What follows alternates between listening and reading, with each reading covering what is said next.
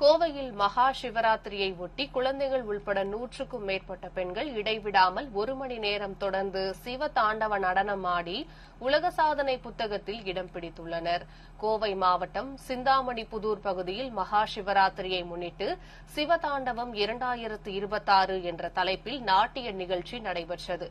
ஸ்ரீ ரத்னலட்சுமி கலாக்ஷேத்ரா நாட்டிய பள்ளி சார்பில் நடைபெற்ற இந்த நிகழ்ச்சியில் புகழ்பெற்ற நாட்டிய குரு தேவார நாட்டிய ரத்னா கோமதி கலந்து கொண்டார். ஒரே நேரத்தில் 3 வயது முதல் 45 வயது வரை உள்ள 100 பெண் கலைஞர்கள் அணிவகுத்து நின்று தேவார திருமுறைகளின் பாடல்களுக்கு 1 மணி நேரம் இடைவிடாமல் மிக சிக்கலான நடன அசைவுகளை நேர்த்தியுடன் ஆடினர். சிவபெருமானின் பெருமைகளை போற்றும் விதமாக நடைபெற்ற இந்த நடனம் பார்வையாளர்களை மெய்சிலிர்க்க வைத்தது.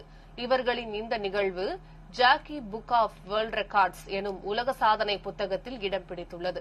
தொடர்ந்து சாதனை நிகழ்வில் கலந்து கொண்ட கலைஞர்களுக்கு சான்றிதழ்கள் வழங்கி கௌரவிக்கப்பட்டது.